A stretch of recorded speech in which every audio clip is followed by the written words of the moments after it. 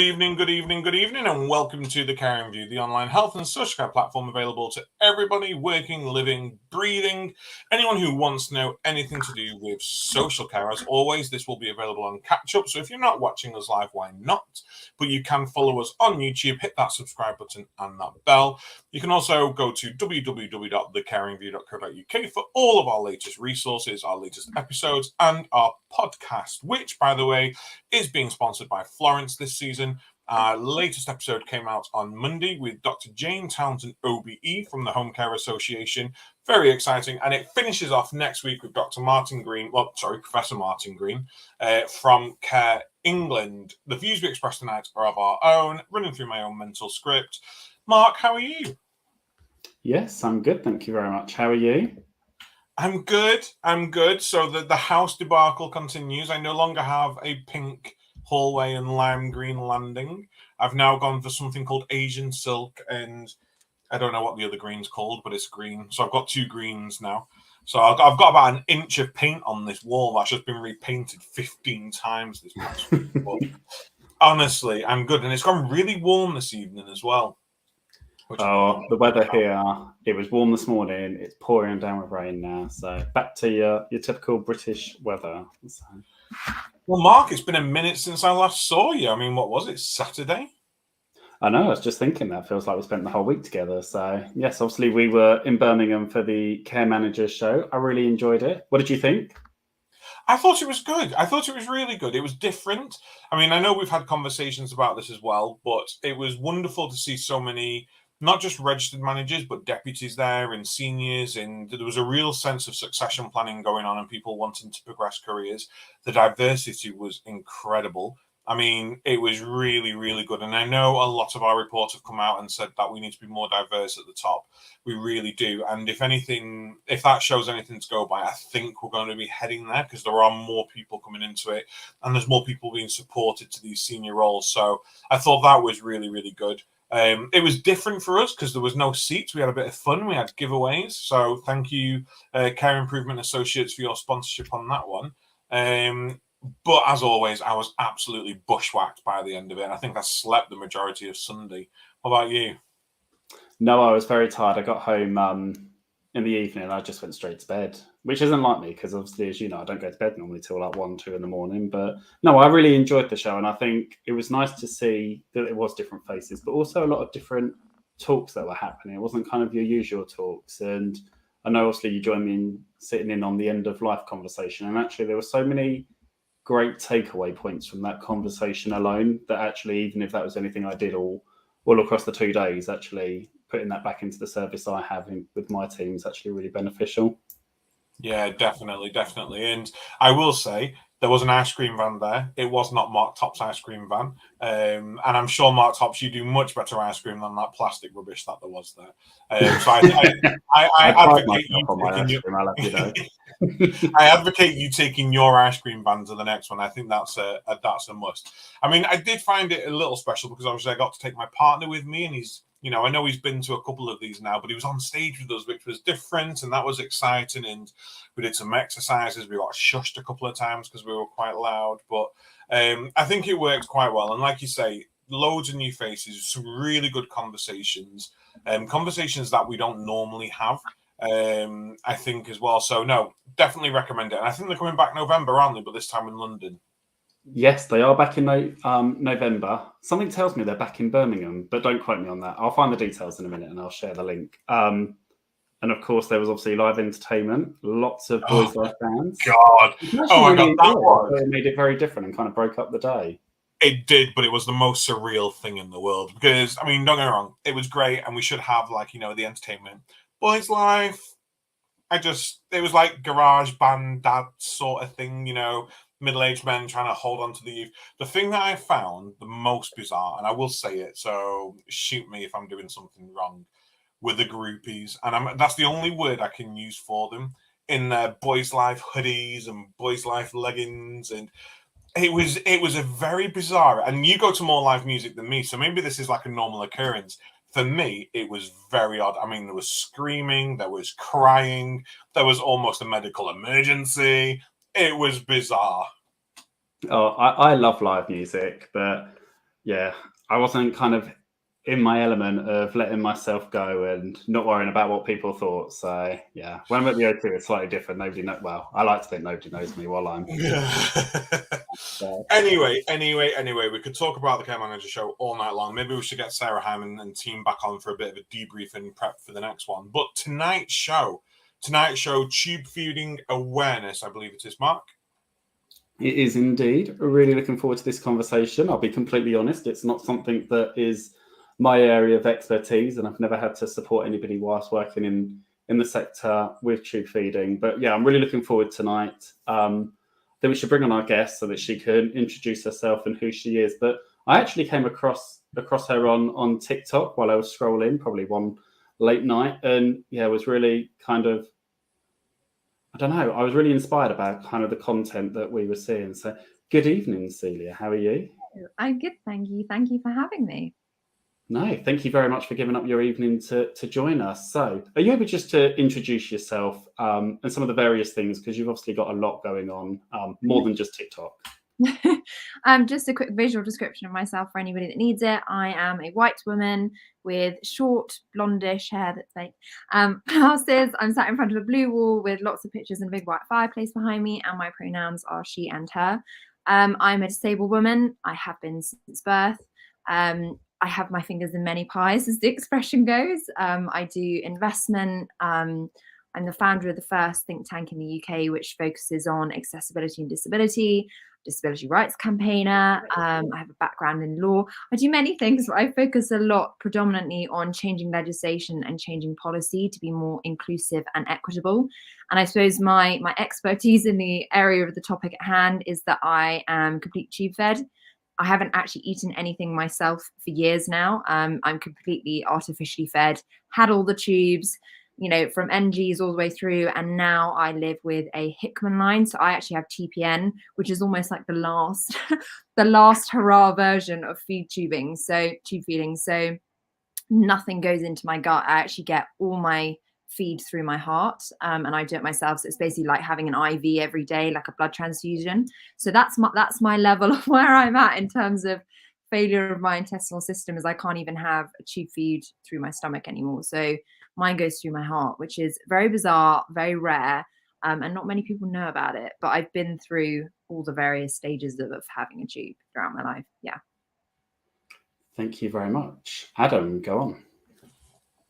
I didn't know that, and I'm sorry. And I don't mean sorry as into pity. I'm sorry that I didn't know that and prepared for that response. So before we get on to everything else, how does that work?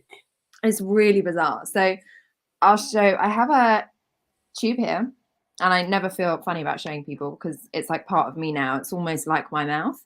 So that goes up into my jugular up here. And for anybody that needs a visual description, I'm pointing to my chest and showing that you can see that there's a line tunneled in my chest. It goes up into my jugular and then it goes down into my aorta. So, when you have a cannula, when you go to hospital and they shove that horrible needle on the back of your hand or in your wrist or something like that, it's basically a permanent version of one of those. So the alternative to having a Hickman line is you can have something called a PICC line, which is, again, like a permanent cannula in the top of your arm. The reason I have mine here is because I don't have nursing anymore, so I can do everything myself. Obviously, if it was in my arm, I'd be a bit sort of cumbersome. I wouldn't be able to do it. But the way it works is just like if you're dehydrated or you're sick and you go to hospital and you're poorly and they give you a big bag of fluid to give you lots of sugar and salt and electrolytes and make you feel all hydrated and lovely again. I effectively have to have that every single day because I don't drink anything and I don't eat anything anymore. I used to. I've been through the stages of it sort of deteriorating. So I've had NG tubes and NJ tubes and pegs and judges and all this kind of stuff. But the way that my feed works is it's like a blood infusion effectively, but it's got everything that I need. So it's got all my micronutrients, all my macronutrients, all my calories, all my fat, all my sugars. It's not very well, I can show it to you, but I have to carry it around in a big bag like this. And that's what it looks like effectively. And it goes up under my jumper and I infuse for 14 hours a day. And then I have a break and then do the whole thing all over again. So that's my kind of feeding tube stage journey and where I'm at. I mean, it's incredible.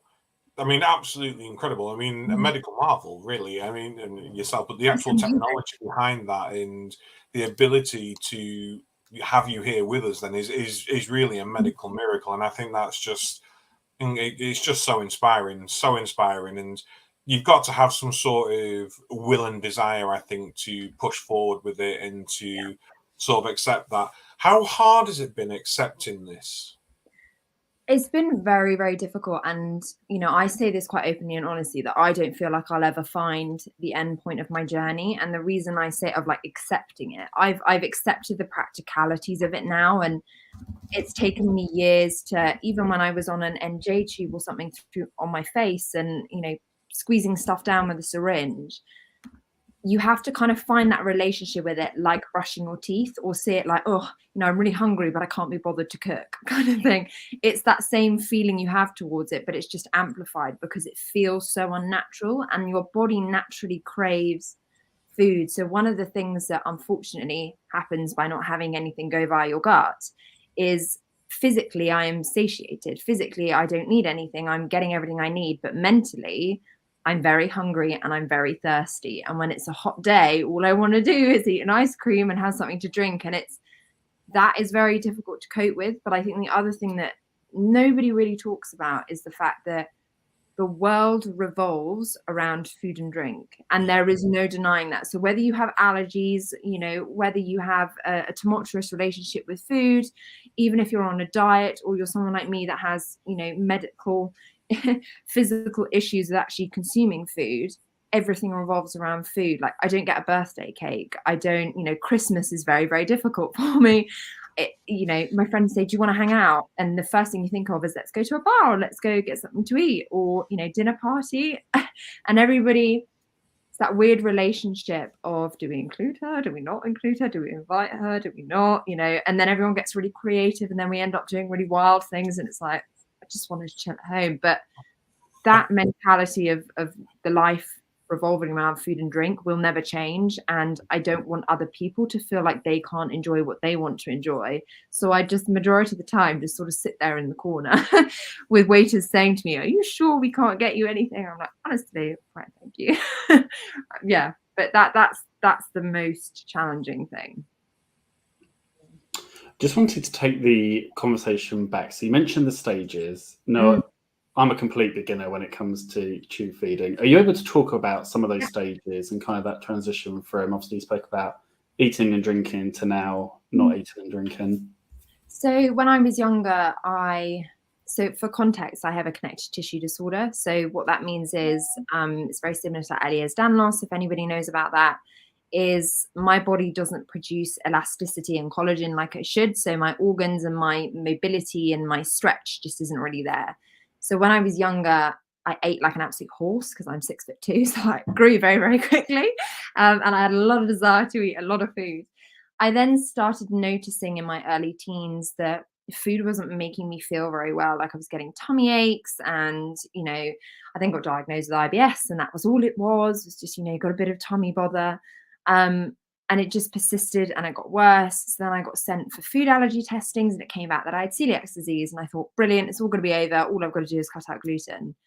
It got better for a little bit and then it got worse again. So then they tested me for dairy. So then I cut out dairy. And it went on and on and on to the point where I was on something called low FODMAP. I don't know if anybody knows about that, which basically means you're gluten-free, dairy-free, and fructose-free. So you basically can't eat anything with a high level of sugar in it, natural sugar in it.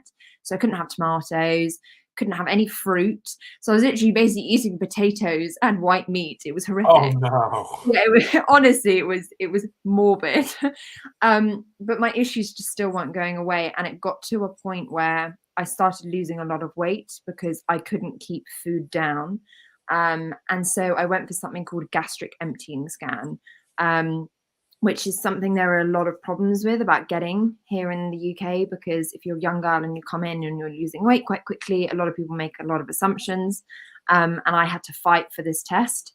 I was also gaslit into believing that I had an eating disorder, to the point where I went to eating disorder therapy because nobody believed that I had something physically wrong with me. And they refused to test me until I really lost my temper and said, please believe that there's something physically wrong here.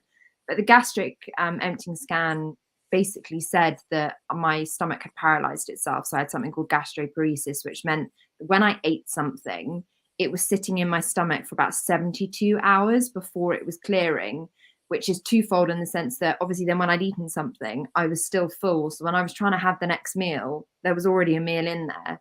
But then the other side of that is that obviously you leave something sitting in a warm environment and it starts to rot.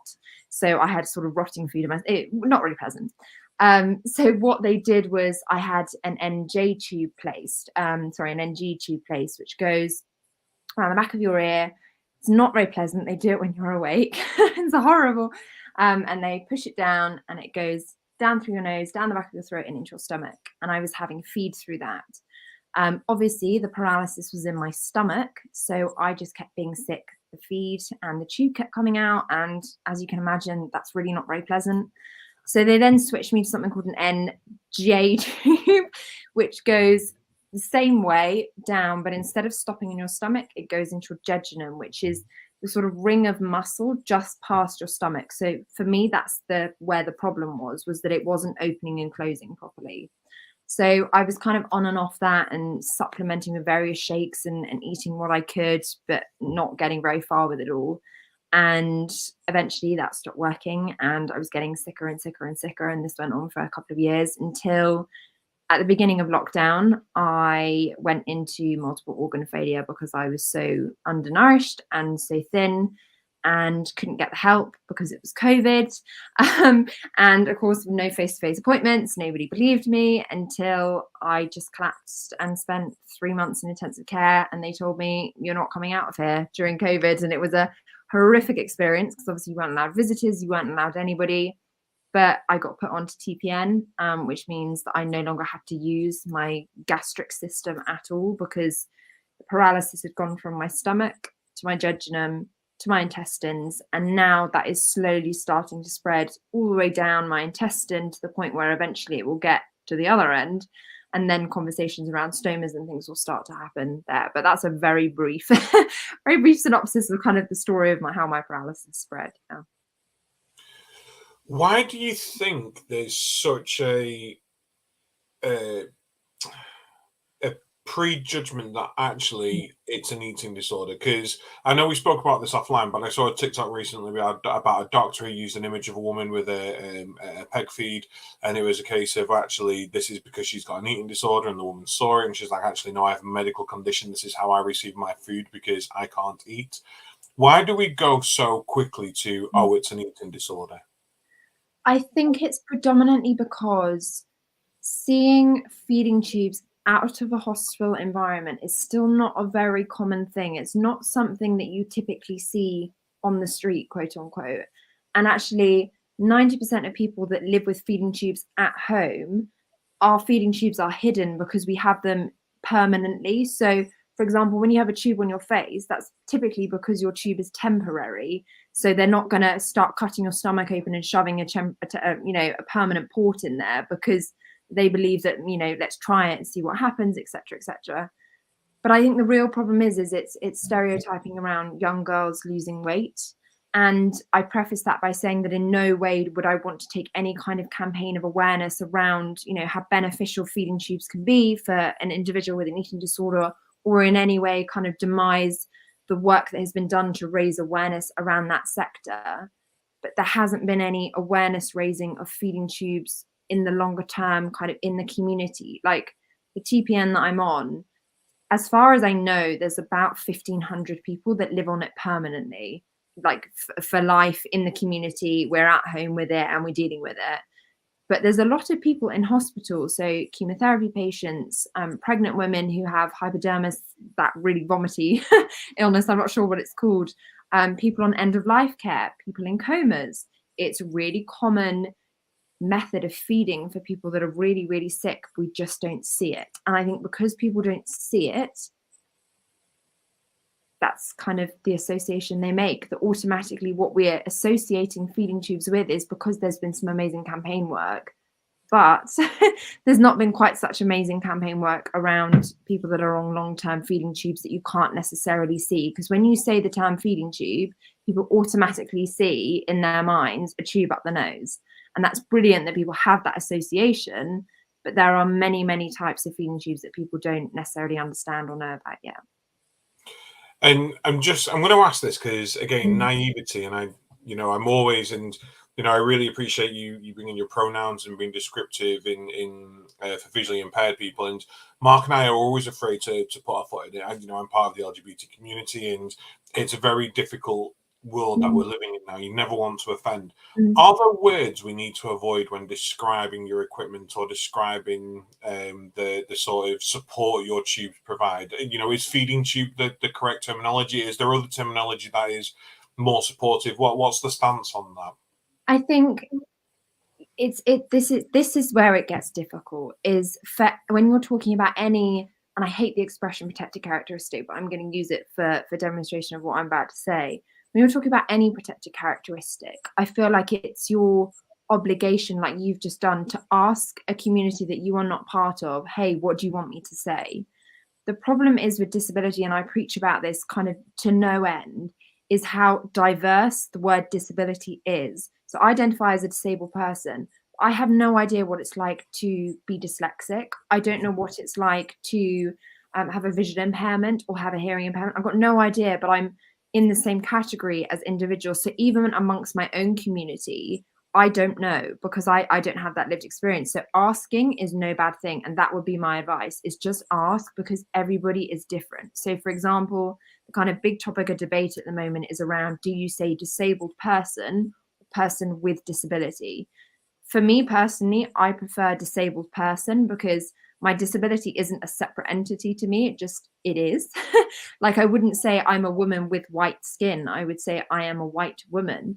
So for me, that's kind of how I describe myself, but it's so individualistic, and I wish I could give an answer for it. But if you just say to people, hey, what's the deal? What do you want me to say? What do you not want to say? People will be very forthcoming in their answers and very open and honest, because we want to feel comfortable too. And actually, it's more uncomfortable if you don't ask us. Yeah. And the asking just makes, and it's this ongoing debate around pronouns. Oh gosh, we never used to have pronouns, blah, blah, blah. It's just easy just to say to someone, what are your pronouns? What are your pronouns? I mean, we gave an award to someone on Saturday. I had no idea of, whether they were male or female. They presented as male, but it was a case of, I don't want to misgender you, but here you go, gentlemen. Here's your prize. Offering them to be able to say, actually, this is what.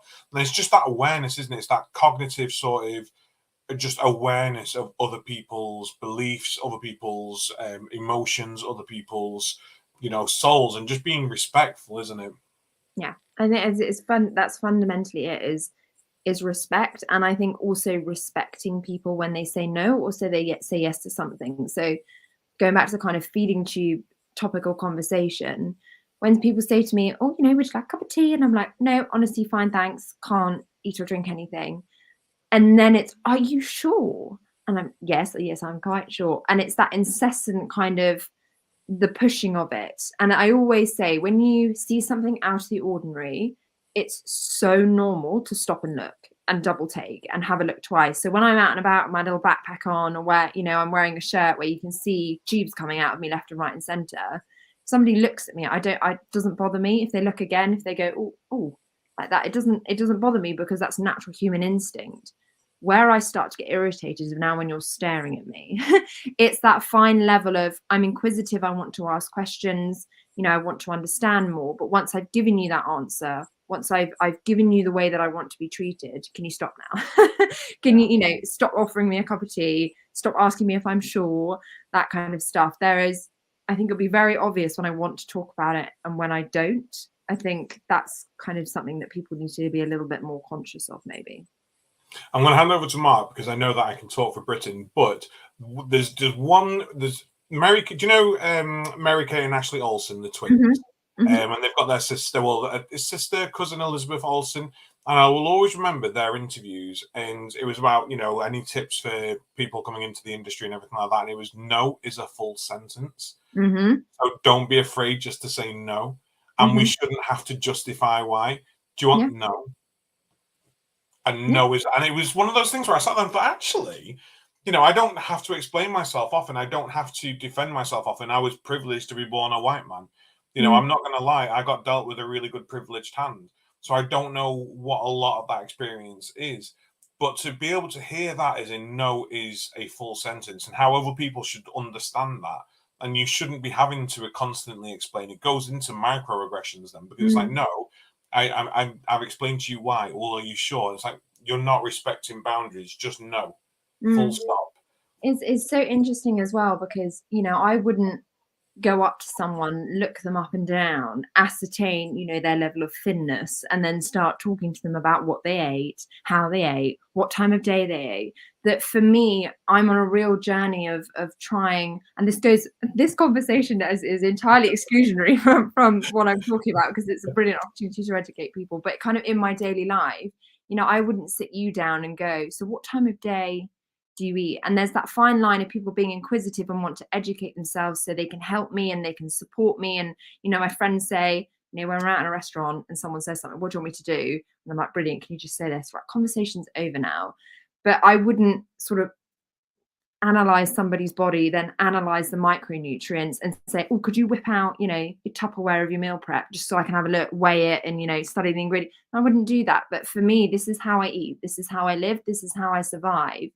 Yes, it's interesting. Yes, be inquisitive and ask questions, but be respectful in the way that you do it, and don't make me feel like I'm, some weird freak of nature, which people like to call me all the time. I'm like, I'm not a freak of nature. Yes, it is weird. I understand that. It's out of the ordinary. It's incredible, but don't make me feel like a freak. And that's kind of where I get very uncomfortable. Yeah. I think my wife lives with a visual disability, and I can completely understand what you're saying actually around people taking a double look and then staring. And I think for me, it's when children obviously are looking and staring, and I can understand that. And actually when parents kind of pull them away or make a comment, and I kind of think to myself, that's a perfect opportunity for you to educate your child so they're more aware of a disability or what it is. And I think I'm really conscious of that as a parent. Like if we walk past somebody maybe in a wheelchair, to actually explain to my children why, or actually to take them up to the person and just ask that question, just to try and educate them. And I did write down around awareness. Obviously, I didn't know what you were. Say, there's an amazing campaigner called Laura Mathias on LinkedIn. Everybody check her out. She's incredible. She has alopecia, and she does a lot of conversation around educating people in terms of visual differences. So check out Laura. That's all I was going to say. Oh no, I'll definitely check her out. Adam, when you found her, if you can just pop her into the comments or the link, that'd be great. Yeah, I didn't realize kind of it was as recent as kind of COVID kind of times. And I did write down around awareness, and obviously you mentioned that in society it's not visible. And obviously, I came across you on TikTok. How has social media helped you raise awareness, but also come to terms with kind of that kind of public kind of side of, because I'm sure you must get questions on your videos about kind of what's this, or how does that, lots of people kind of asking questions. How's that kind of evolved for you? I think it's been an incredible journey that's been both positive and been both negative, and I think that's probably not a surprising answer. So when I first started having feeding tubes, I was 13. I didn't own like social media like it is now. Doesn't really exist. Like, yes, I know I'm not that old, but like the difference in where it was sort of 15 years ago is not where it is now. And I felt so alone. I wouldn't even be able to find the words to talk about it. And how alone I felt was I didn't even want to write to a diary, just because I didn't want to visualize what I was thinking, because I was so sucked into myself, being like, nobody gets it, nobody understands, I'm so alone. I've literally never met anybody like me. Anybody I do meet like me is like, we're all just in a ward dying together. And I know that sounds horrible, but it's the fact of the matter is that I've been disabled my entire life and dealt with my own mortality my whole life. I'm not supposed to be here, as quite clearly evident. There's aside from my gastro issues, several things have happened in my life that have nearly taken my life away. But I felt so isolated and so alone. So when social media started becoming a thing, and I had more access to Instagram and Facebook and things like that, and I started coming across people, it really felt like, oh my gosh, okay, I'm not alone. Like other people get it. Other people are doing this too. But it was also, I think, the most powerful thing was sharing actual practical stuff. It wasn't just, oh, I've seen someone with a feeding tube, now I don't feel alone anymore. It was having a conversation with someone where someone said, I get a month's supply delivery. It's like a mini hospital in my house. Like I've got a whole store cupboard, just a fit of needles, syringes, injections. I've got to learn to do all of this by myself. I don't want to have to look at a load of medical equipment in my house. Let's find out how someone else stores it. How do they work this around their life? Or going on holiday, don't even get me started on getting through an airport with 70 liters of liquid to go on holiday. Not a fun experience, I could tell you. But just learning that kind of practicality of life, of how do I live? How do I do this? How can someone help me do this and make me feel like I'm not alone in it? Of course, that's the massive benefit of social media, is we find our communities, we find our tribes, we find people that get it, even if they don't have similar experiences to us necessarily. There might be some commonality that bonds us all together. The negative of social media is that people can be horrifically horrible. Like people can be horrible. I had very bizarrely, a load of Jehovah's Witnesses once came at me because obviously their religious belief is no medical interference, and they came at me. They found me and they came at me, and I have nothing against Jehovah's Witnesses. I'm just prefacing that now. But it was a really scary experience because that was one of the first times I'd received hate like that. And from that moment, as my audience has grown, the hate has also grown. But now I don't see it like that anymore. All I now see it as an opportunity to say, you aren't educated and you have clearly lived a very privileged position. And actually, this is my opportunity to educate you as an individual. And if you're not prepared to accept that education, that says more about you as a person than it does about myself. And actually, we all know in the case of sort of bullying and things like that, the vast majority of it is people projecting their own unhappiness towards other people. So quite often what I do is I just say, you are clearly struggling internally with something that, my life, which you don't know, is you're not involved with it, is affecting you so badly. And I'd like to direct you towards these charities to, get some help of your own. That's always where our response is educate. And if people don't accept it, then that's just a reflection of where they are in their life, and maybe they need some help themselves. But it can be incredibly powerful. And I love when people ask questions and when people are inquisitive, and they're inquisitive in a way of, I genuinely find this fascinating. I genuinely find this interesting. I'm not being condescending. I'm not, trying to make you feel like a freak or a freak show. I just really intrigued. And that's why I do it, is because people actually don't even really know about this way of life. It's not something people traditionally talk about. And that goes back again to the old, what does disability look like? If you take 100 people off a street and you say, what does a disabled person look like? They'll all give you the same answer. And actually, the disabled community is on a massive journey to break that stereotype down and say, disability doesn't look like anything. And actually, it's so diverse and so infinitely beautiful. Let's have a conversation about that, and let's embrace and deep dive into the various areas of disability that may be less well known. But that doesn't matter. That doesn't mean it's any less important to understand it just because there's less of us with it. It's still important. And one thing I know I'm babbling, so I'll shut up and say, one thing I always say is that disability is the only, again, protected characteristic group that you can enter and leave at any point in your life.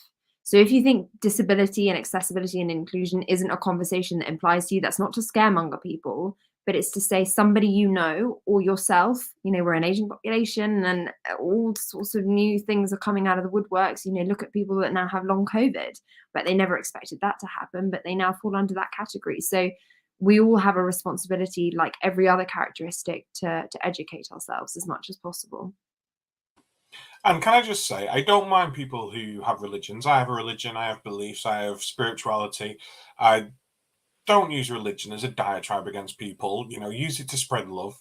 And that's what religion's about. And Mark and I spoke at the conference this weekend, and I have this huge belief because, a lot of people go, I bet you hate homophobic people, don't you? And I'm like, well, the problem is we live in a world now where we expect everyone to accept everything, and there's a difference. If you are religious and you don't believe in medical intervention, that's fine. That's for you because that's your religion. With other people, you keep your sort of things to yourself. There's a difference between believing what you believe and then using it to hate and using it to harm. And that's when you cross the line and it's unfair. You know, it's unfair to use what you believe in your heart for you to attack other people. And that's really where we need to draw the line. If we're going to evolve and survive as a society, you know, and we are going to grow and progress and be around the next 100, 200, 300 years, we need to learn to, we just do. We really, really do. And just whatever you want to believe it inside. You just don't project it onto other people because it can be so harmful and so hateful. And I'm just sorry you've had to go through that, Celia. I'd rather me than someone that's sort of big enough and ugly enough to and is used to it. That sounds really sad, but I am used to it. So it's kind of water off if it ducks back now. That I see it, like I said, in that way of, right, I'll educate you then. But actually, I'd rather it was me than somebody else or even a child. That just kind of makes me very sad to think about. And I know that does happen. So, yeah. I was listening to you talking about the campaigning, and you said about, I can't remember exactly what it was that you said because my memory is so awful. But the thing that popped into my head was around Barbie, because they have that whole disability range, which I absolutely love. And I buy every single one just to have the conversations with my kids about it. And you've obviously done a lot of campaigning, and something in my head just was like, you should start a campaign to Mattel about, because there isn't one around tube feeding at all. They've got hearing aids, they've got prosthetics, and kind of aside from that, you've obviously done a lot of campaigning. And correct me if this is the wrong one, but you're on the Disability 100 list, or the Power Disability. Are you able to talk about kind of your campaigning? Obviously, we know obviously what inspires that, but kind of some of the things you've done, some of the things that you've achieved with that, because I know obviously we spoke about it offline around the policies and bits and pieces. So it's very multifaceted. I suppose my biggest area is around policy and legislation. So my background is law, and the reason I left working in law was because it was so inaccessible, and it just didn't work for me, and I couldn't find employers that were accommodating of my feeding tubes and understood my kind of need to be a bit flexible. Good old flexible working wasn't a thing. And I found it very difficult to survive in that kind of environment. And so I kind of had that background passion for law and legislation and wanting it to change. And as my disability progressed, I thought to myself, do you know what? I want to throw myself into this. This is where I feel like I'm needed. And I know that sounds really big-headed, like I can make some huge change. But I thought, if I'm going to do anything, I want my efforts to go here. This is what I should be doing. So some of the things that I've done is campaigns with the government around making sure that the representation we have of disabled people in Parliament is much better. Currently, it's less than 2% of MPs identify as disabled, comparatively to over 22% of the population that identify as disabled. That's horrific. And, you know, if we had that kind of disparity, if we look at, say, for example, gender, it would be an enormous conversation, but disability, unfortunately, isn't having the same voice. And I always preface this by saying, in no way do I ever want energy to be taken away from other social movements, but I just wish disability had the same urge and the same manner in which people are passionate about it outside of the community. And the change is happening, but it's just happening very, very slowly. So I've done a lot of work around that, around improving representation in politics. The big project that I'm working on at the moment is looking at the global investment market with a campaign called Access to Funding, where we're working with some venture capital firms to look at how we can make the investment market much more inclusive and equitable in terms of opportunity, that we're not just going down the same routes all the time. I'm a massive, passionate believer in the fact that the most amazing ideas in societies and the problem solvers come from communities that aren't listened to, come from communities that face very specific challenges and face barriers that the rest of the population doesn't think about or doesn't experience. That's where our problem solvers are. People that come from underrepresented communities are incredibly empathetic people. We're incredibly determined people. We're resilient. We think outside the box. We're very creative because people don't listen to us. So I've also done a lot of work about looking at the employment space and how we get more disabled people, basically everything. A lot of work around SEND education as well. Yeah. Just thinking about what you were saying then, in my head, I was, and you spoke the words for me, it was because they're not listened to. They come up with these innovative ideas, they come up with these solutions, they come up with these fixes for problems that we're either not aware of or we ignore, we put them on the bottom of the barrel because it's not what we think. And I instantly, and Mark, I don't know whether you've experienced this within your sort of rehab, re-enablement work and your home care work, but when I was a home care manager, the amount of people I used to support at home who had big fancy hoists, who had all this sort of technological know-how, and yet actually jerry-rigged their own systems because it worked better for them. And it was like, well, why are you doing it? You've got this hoist here. Nah, this works better for me. And I just pull this and it lifts my leg and it's perfect. If I want to use the hoist, I need to get out of bed. I need to sit on a sling. I need to put it on. I need to do this and I need to do that. And I'm knackered by the time I get back into bed. Whereas actually, if I created something myself like I have done, it works perfectly. And that's all because we don't listen to the person who bloody matters, the person receiving the care and the person receiving the support. We think we know best.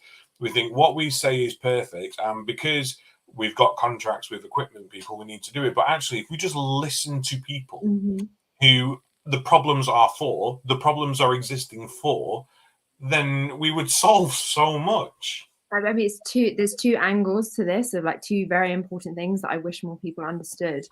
One is the social model of disability, so there's the medical model and the social model. The medical model says, I'm a disabled person because I was born like this. The challenges that I have, they're always just going to be there. My inability to get inside a venue or get on a plane is my own doing because of the I was born the way I am, or I came by my disability. That's not true. The social model of disability, which we're trying to push more into society, and we are getting there, basically stipulates and says, yes, I am a disabled person, but the majority of barriers I am up against is because society around me is inaccessible. So I can't go to that art gallery, not because I'm a wheelchair user, because you haven't made it accessible for me to be able to enjoy it. So I went to Parallel Windsor this weekend, which is like an inclusive festival all around disability. It's incredible to see everybody, whether you're disabled or not, all enjoying the same things. It's possible. And people say, well, grade 1 listed buildings, we can't do that at the V&A. Yes, you can. The Natural History Museum's got the most amazing lift that dissolves into the steps and you wouldn't even know it was there. It's the environment around us which is inaccessible. It's not my disability that's stopping me. I want to go and do all of these things, but I can't because society around me isn't built for me. It's even things like websites aren't accessible. If I can't even get on your website, I can't interact with anybody. And then the other. I just want to pick on your point about grade 1 listed buildings. The fact that we care more about bricks and mortar than actually someone being able to access a venue is beyond me. Literally beyond me. It's shocking. And the other side of things is, there's an expression, it's Disability Pride Month for anybody that didn't know. And one of the slogans of that is nothing about us without us. Why are you making decisions about accessible rail travel in a room full of non-disabled people? Why are you hosting, roundtables about designing the Elizabeth line to work for every disability? And all you've got is wheelchair users in the room. It doesn't work like that. Is that from the point of design, we have to be getting it right. And the people designing it, or at least the people in the room having the conversations about whether it works or not, should be disabled people. Never in this day and age now would we get a roundtable about what it's like to be a Black female entrepreneur and shove it full of room of middle-aged white men. We would never do that anymore. It's not okay. Allyship is great, but stealing the voice of somebody that deserves it more in that scenario is what you should be doing. But for disability, we still think it's okay. And that is something we really need to work on. And I suppose what it is that I do is try and stop happening. So in terms of awareness and also training, what do you feel needs to be done? It was something that I'd written down. And I was thinking, and Adam spoke there about kind of services and bits and pieces. I think risk assessments would probably also, if somebody had a care worker or was living in the service, the risk assessment would always deem it as too much of a risk. And I think we definitely need to move away from that kind of outlook in social care. And I was thinking kind of training and e-learning, and actually this conversation with you has been more informative than any kind of e-learning that I've ever done in the past. And what needs to happen going forward for that training and the awareness, do you think?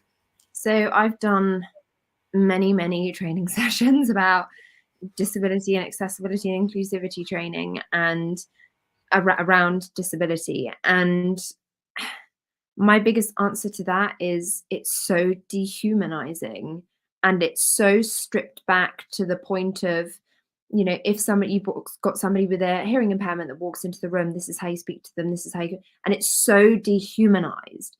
It's that there's no people behind it. It's like, this is how you talk in this individual situation to X, Y, and Z. But we're human beings. Every single human being has a different personality, a different way of doing things. As you said, Adam, you know, majority of disabled people, we have our own way of doing things. We have our own mechanisms. We have our own little tips and tricks which get us about in life. You look at something like neurodiversity, it's such a huge spectrum that you cannot have somebody in half an hour tell you, you know, this is how you communicate to the neurodiverse community. This is what you should do to be more accessible to the neurodiverse community, because there isn't one answer to it. There's a basis and there's a level of understanding of accessibility and inclusivity we should all be doing, you know, looking at alt texting, looking at closed captioning, all this kind of stuff. We should all be doing it, but actually just learning how to talk to people, to say, you know, I noticed that you're wearing a sunflower lanyard. I just wanted to let you know that if there's any additional things that I could be doing to make you feel more comfortable, or if there's anything you'd like to talk to me about, I have a quiet room over there. You know, please do come and knock on the door and I'd be really happy to talk to you. You know, take your time, and it's as simple as that. It's really as simple as that. But the only way we know these things is to, again, listen to disabled people and make sure that if you are a company owner or you're somebody who works within a company that's looking to organize some D&I training, make sure that the people you're going to are people with lived experience, or people that really have that kind of vicarious lived experience of somebody they know, or a child, or whatever it may be, that really understands it and isn't selling, you know, oh, I can make your company wonderfully accessible and inclusive in an hour for a couple of hundred. Well, no, they can't. I'm sorry, they can't. It doesn't work like that. You can't understand an entire community in an hour. You have to listen to people, and it's a journey of understanding. You know, even though I'm a disabled woman and I come from two minority groups of being a woman and being disabled, I really recognize the privileges that I have of being a white disabled woman. And I'm from the south of England and my parents are still together. And, you know, I went to a good school, all of this kind of stuff. I recognize the privileges that I had. And so because of that, I educate myself and I do it off my own back. And I say, I don't understand what it's like to be a Black woman in the entrepreneurial market. And if I am ever going to step into that space of talking about diversity and inclusion, I have a job in myself and just as a functioning member of society to make sure I understand different communities that I'm working with, that I'm living with, and I want to understand and I want to be a part of and I want to be an ally. And there's that real fine line between, I'm an ally, I will support you no matter what, and I will wave the flag and I will be at, you know, doing whatever you need to do, but I won't ever step into that space when it's your turn to talk, because that's not my space to take. And I think with disability, again, we're really not making that link of people, you know, feel like allyship is just as good as having a disabled person tell you. It's not. I'm sorry, it's not. We're just not there in our journey of development yet, that is something that's okay. And I think that's, you know, we created the Caring View, 3 years ago now, because we wanted to have a platform for everybody. We wanted voices to be heard. And Mark and I do offer it out for takeover shows. You know, we did for Black History Month, we did for Women in Leadership, because Mark and I are two white men. What do we know about Black History Month and what do we know about women in business? Why would I want to sit here and take those voices from people? And that's what we find so important. This isn't to sort of, you know, go, oh, wow, look at us at the Caring View, but it is really about making sure that those platforms are there for everyone. Because otherwise, like you say, allyship becomes, yes, we support you, but I'm going to talk for you. Because that's what I'm going to do. Because, and I say this around innovation, you know, snowy white peaks, the men at the top are old white men, and that's generally what it's like within the NHS. It's generally what it's like within large sort of organizations, banking, and all of that. When actually they're all like, yay, innovation, yay, support. Just wait for me not to be here, because then it means I'm obsolete. It means I'm no longer needed. And I want to support people, but I want to be seen doing it. I want my ego to be checked, because actually I want to be seen like I'm doing this good thing. And yeah, let's not. Well, this is the thing, is that accessibility, equity, inclusivity, diversity, whatever word you want to put in here, it's a human right. It's not a privilege. Treating people equitably and fairly is not something we should be praising ourselves for as, oh, look at us, look how amazing we are. You know, as a company, we rolled out D&I training. Fantastic for you. You should have been doing that. And that's like, I realize that now I'm saying that, having you just said what you said, it makes you sound like I'm, you know, you're doing that. I'm not at all. I have complete respect. I think it's brilliant what you guys do, but I'm saying from a company perspective, I'm not going to sit and applaud you. I'm not going to write under your LinkedIn post, amazing, well done, thank you so much for allowing us the opportunity, allowing disabled people of the world that, you know, you've done one advert which features a disabled person. Thank you. I'm not going to do that, because you should be doing it anyway, but you're not. It's not something to be praising you for. It's praising the fact that, great, you've started this journey and that's brilliant. How can we support you? But it's not your end point, so I'm not going to treat it as such. Yeah. And maybe that's very cynical of me. I don't know, but I don't think so at all. I think all too often businesses, and I think social care is just as guilty of doing it, is it's a tick box exercise, and they pick it up, and they do it, they put it down and tick the box and say they've done it. And I think, you know, we've spoken about Pride on here before, how many organisations roll out, you know, the rainbow flag for the month and then it disappears again, but actually, you know, it's just all for social media. Well, I can say on that it's Disability Pride Month, and the disability community is the largest minority group in the world. And how many organizations have you seen with the disability pride flag? None. Literally none. It's really sad. No, it really is. Financial support. I was just looking in your I have no idea what it's called, your link tree. That's the one. On the access to funding and bits and pieces. And obviously you spoke about how you had a career in law. I can imagine that it's not been easy. I'm not asking you to kind of go into kind of your financial history, but what support did you find that support was really easy financially? And is it kind of, you've obviously doing a lot of kind of work around kind of raising awareness of what funding is available for people. What's that been like for you, kind of that journey?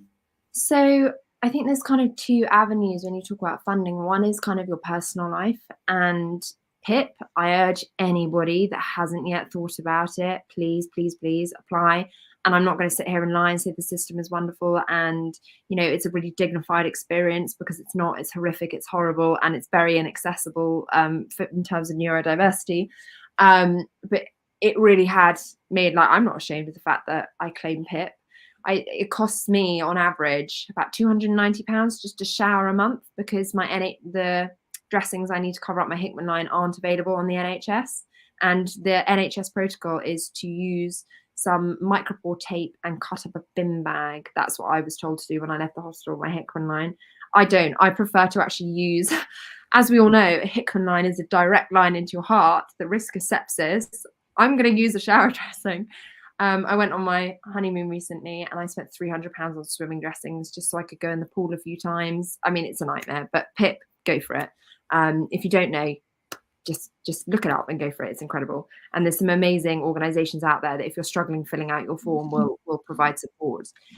In terms of being a founder and starting your own business and wanting to be independent, the majority of people end up down that route because the traditional working environment is so inaccessible that actually setting up our own companies, and again, going back to people from underrepresented groups have fantastic ideas that the mainstream aren't listening to, so we want to do it ourselves. It's very difficult. There's automatic assumptions about health equals wealth, and it's a real stickler, which is causing a lot of problems of, no, we want to go with what we know. We want to go with the model we know works. It's not the model that you know works. It's the only model you've ever tried. And you're so scared to kind of break out of that mold that actually, you know, just because I'm a disabled person and I live with a chronic illness doesn't in any way mean that my idea is any less valid, or, you know, I'm not as capable of doing things. And there's lots of sloganing around, you know, disability isn't less ability, it's just a different ability. I just do things a bit differently. I don't work 9 to 5. It doesn't work for me. I can't. I have an infusion. I don't feel well majority of the time. So it's about people understanding that there is nothing to be ashamed about in terms of gaining some extra support from the NHS or from the welfare system. There is nothing to be ashamed of about that. You know, we've been dealt a bit of a bum hand in terms of things that we have to deal with on a daily basis, and the system is there to support you. So utilize it. And internalized ableism are a real thing where I wouldn't want to touch any help because I think I didn't deserve it, or there were more people that were deserving than I was, and that it wasn't for me. And as soon as I lent into the help that was available, it really did change my life. So I urge people to kind of take themselves up on that. And if you want to kind of have a bigger conversation around investment and setting up and being a founder and a business owner of yourself and forging your own path, then I'm happy to chat with anyone that wants to have a chat about that. But no, definitely. And I do realise that we derailed some of this conversation tonight from tube feeding to disability as a whole, but I don't think we could have the conversation without one or the other. And I think it's super important. And I think there's more to this conversation. I think there's more to what we need to be discussing. For anyone who isn't aware, because I wasn't fully aware, and I'm going to admit that now, this is what the Disability Pride flag looks like. I think it's fabulous, actually. I think it's one of the better flags out there. So just to preface by saying there are two flags in existence and they both look like this, but one of them has lightning bolts shapes rather than stripes. This is the new flag. So if anybody's going to be using this flag, use this one, not the lightning bolt one, because that one is triggering for anybody that has epilepsy or any light-based seizure disorder. So use this one. But each of the colors represents a different area of disability. So like neurodiversity, visual, physical, non-visible. So it's a great little flag. More people should be using it. No, I think it's fantastic. And I want to be completely honest, I've spent many years supporting people with disabilities and I've never once seen this flag in my entire career. So I think that goes to speak volumes of the organisations that I've worked with over the years that haven't been pushing this out. Mm-hmm. I think about some of those organisations have employed thousands and thousands of people. And if I never saw it, I can bet my bottom dollar none of my other colleagues saw it either in those organisations. I think an important stat to remember is that 1 in 5 people are disabled. So, you know, if you think you don't know any disabled people, or as a company owner with thousands and thousands of employees, and you think, well, we actually don't know. Well, no, you do. 1 in 5 people, and disability can span, and that's in no way to put the label upon anybody. You know, it's completely your prerogative to choose to use that word or not. A disability is anything that has a sustained and quite significant impact on your life in terms of health. So that can span from mental health all the way through to neurodiversity, to physical disability, sensory, long-term health conditions. You know, if you're in chemotherapy for 8 years, that's technically puts you under the disability category. So we need to be much more aware of the diversity of disability and actually celebrating it. That the only time it gets talked about is when we're talking about, you know, oh, look at this new development in brain surgery. Brilliant. Okay, but I also want to hear about the amazing lives and the amazing achievements that aren't always a sad story of, you know, a child that has passed away, or where the system has failed, or because that's when we hear about disability. That's when it's in the news, and it's not enough. The Paralympics are incredible, but that's not enough. That's kind of the only showcase that we get is the Paralympics. And you know, vast majority of people say, well, we're not Paralympians. We're just outliving our own lives. And there was a lot of controversy around London 2012 because they used the sloganing. What was it? It was something they used, superhuman. They used the word superhuman all across the Paralympic posters. And there was a lot of controversy around that because it painted disabled people that were Paralympians like they'd overcome it. Like they were these amazing human beings that had defeated all the odds. And we were all sat at home going, I haven't done that. Does that mean that I don't get a superhuman label just because I'm surviving? And that's actually the most that I can do, which is a hell of a lot. So, you know, making sure that we're highlighting disability in a positive light as well as the sometimes that we need to highlight, you know, where the system is unfortunately failing us. No, definitely. Randall, I'm sorry.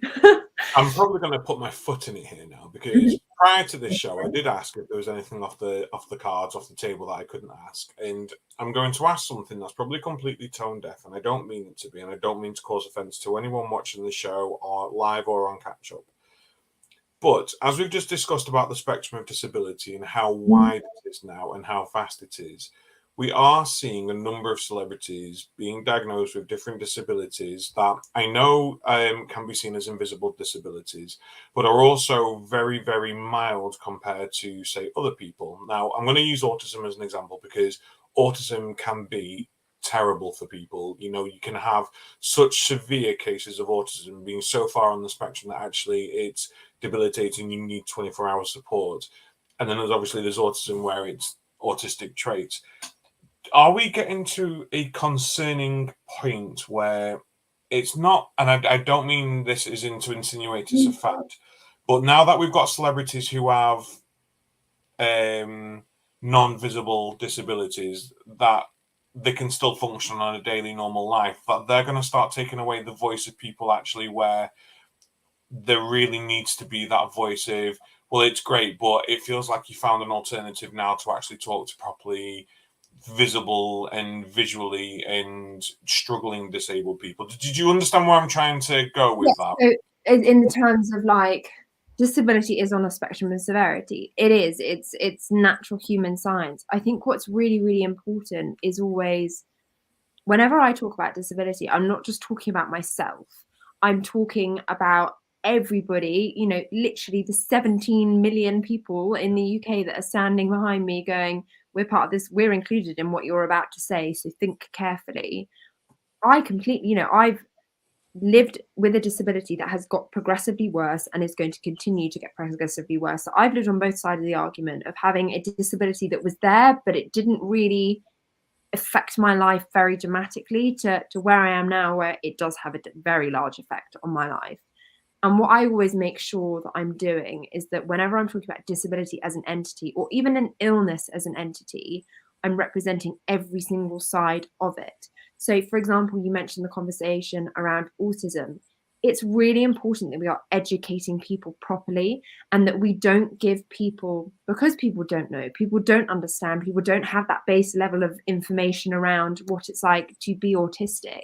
We have to show in that segment of documentary, in that whatever it is, that's post on social media, how diverse autism can be, and what works for one person doesn't necessarily work for another person. So, you know, when I'm talking about feeding tubes, I'm talking about everything from, you know, an NG tube and I can eat a little bit and I have ensures and actually, you know, I can still eat, I can still drink, it just tops me up, all the way through to where I am now where I can have nothing.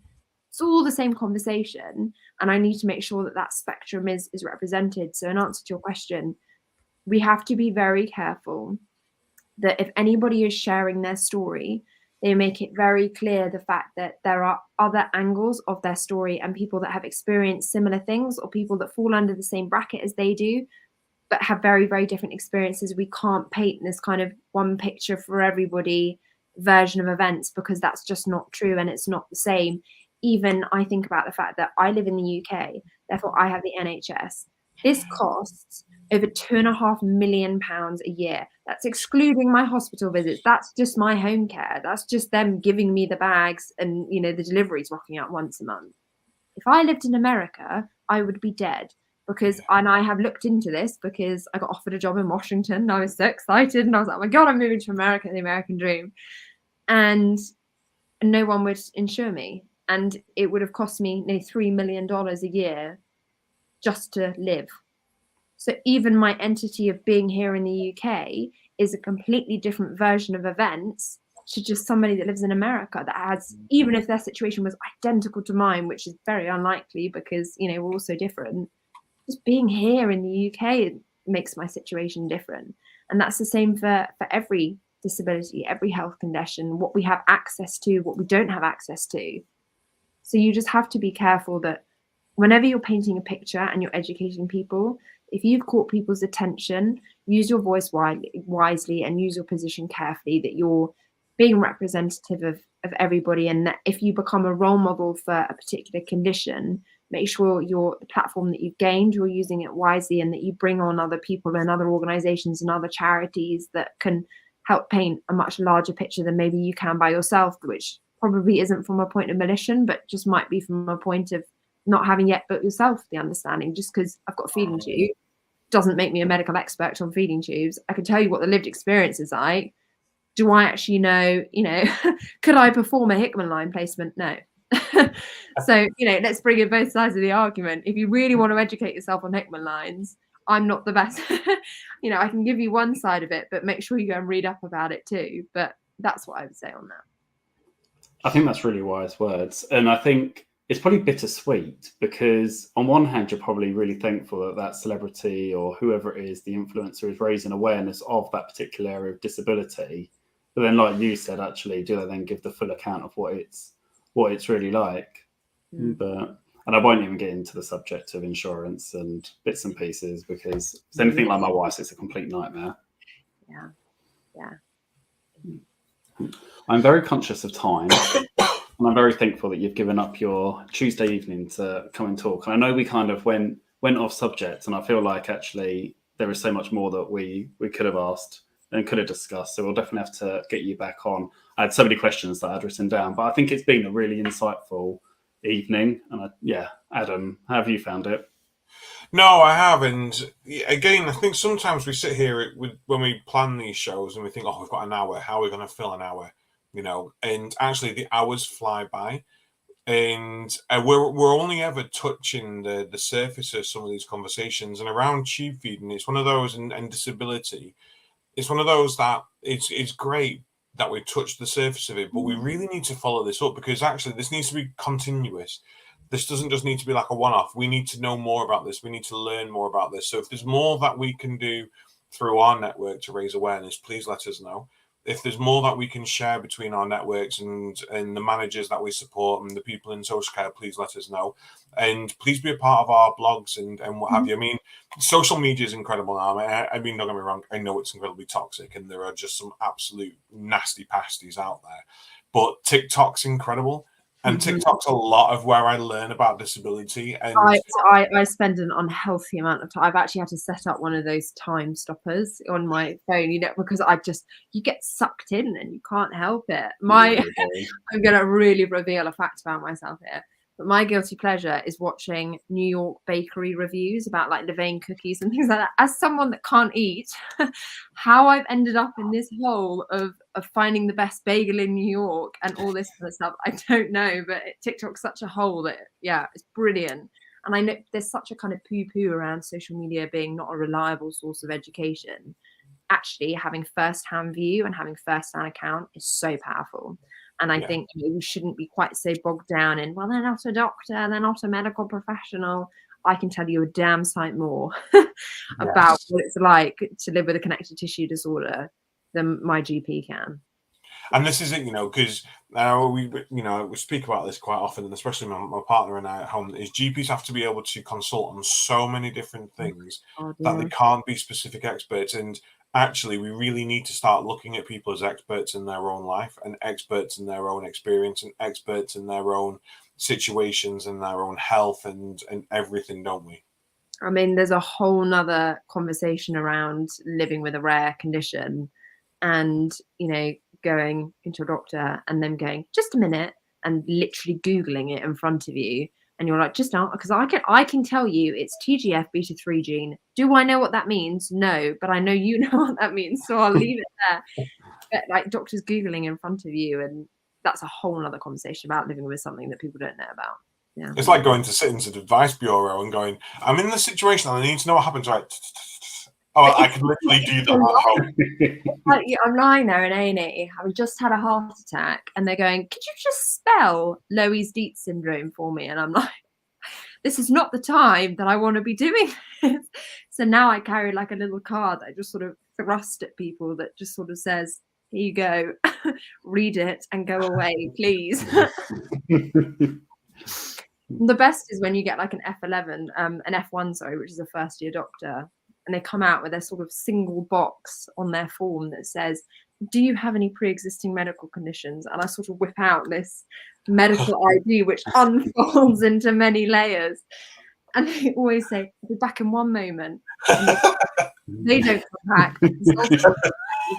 And flips the page over really dramatically and says, go on.